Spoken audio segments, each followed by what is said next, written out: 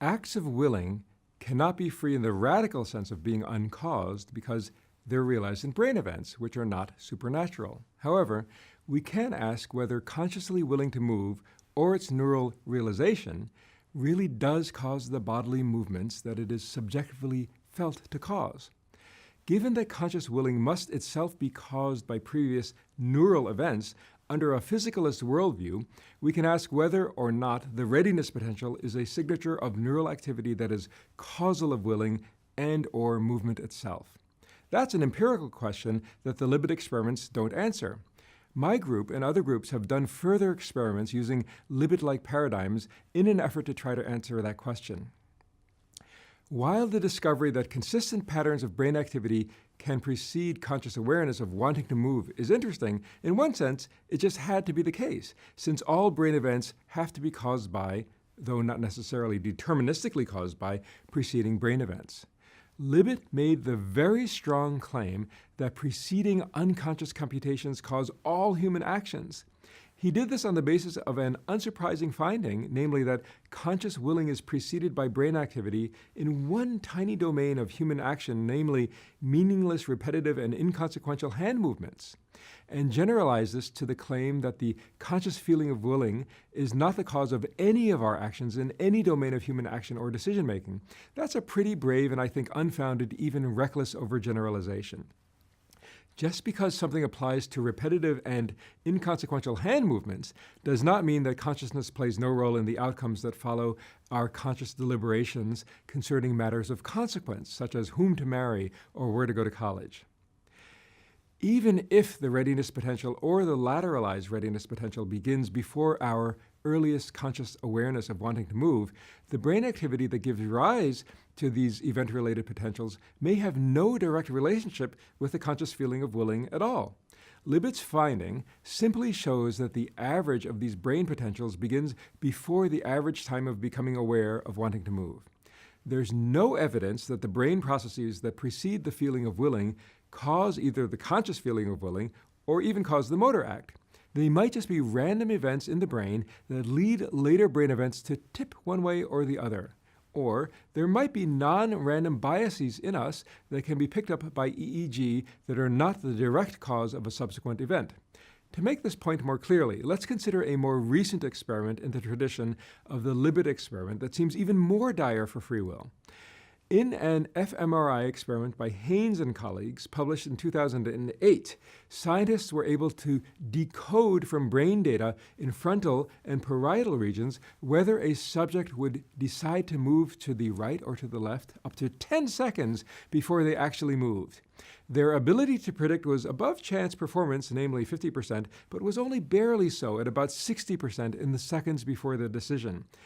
It's unlikely that a brain state 10 seconds before an arbitrary, meaningless decision, such as picking left or right, already computes that decision. Instead, an earlier brain state might bias that decision. There are lots of cases where pre-existing biases affect later outcomes without ruling out choice. For example, I know you're a human, so I know that you have a bias to sleep at night. In fact, for most of you, I can predict with above 90% accuracy that you will be asleep tonight at 3:24 a.m. In fact, I can predict well above chance that 10 years from now, you'll be asleep at 3:24 a.m. Does this mean your consciousness plays no role in your actions or that you lack the ability to choose? No. It means you have pre-existing, perhaps unconscious biases that bias your later decisions, such as when to go to bed, or whether to choose left or right, or even whom to marry. Let's look even more closely at the Libet paradigm to find other problems with it. One problem is that the timing of the beginning of the readiness potential is not correlated with the later timing of feeling the urge or intent to move. Following the observation of John Stuart Mill in 1843 that one characteristic of causal relations is covariation of causes and effects, two of my neuroscience colleagues, Haggard and Eimer, argued that the presence of a temporal covariation between the timing of the onset of the readiness potential or the lateralized readiness potential and the timing of the feeling of consciously willing to move, time W, would be at least consistent with a causal relationship, while a lack of temporal covariation would rule out the possibility of one or both of these brain potentials being the cause of the conscious awareness of commanding or intending to move. In 1999, Haggard and Eimer reported that the timing of the readiness potential was not correlated with the time of the conscious feeling or urge to move, time W, but the timing of the beginning of the lateralized readiness potential was correlated with the conscious urge to move. In their words, this finding rules out the readiness potential as the unconscious cause of the conscious state upon which W judgment depends, but it is consistent with the lateralized readiness potential having that role. My group carried out an exact replication of their study with many more subjects, and in our hands, we found neither a temporal correlation between the onset of the readiness potential and the moment of conscious willing, time W, replicating Haggard and Eimer, nor did we find such a temporal relationship between the onset of the lateralized readiness potential and the timing of conscious willing. Thus, following the same logic, we concluded that neither the readiness potential nor the lateralized readiness potential is likely to be an unconscious cause of the conscious state upon which W judgment depends. Yes, conscious willing is preceded by brain activity, but the brain activity that gives rise to these event-related potentials is not causally driving conscious feelings of willing. But does it cause the motor act? Another assumption underlying Libets' conclusions is that there is a causal connection between the readiness potential or lateralized readiness potential and impending motoric actions. If the readiness potential or the lateralized readiness potential is not causally related to movement production or execution, then findings about them could not show that conscious willing does not play a role in producing movements. To that end, my colleagues and I carried out various versions of the Libet experiment where people had to make a voluntary choice without making a motor act.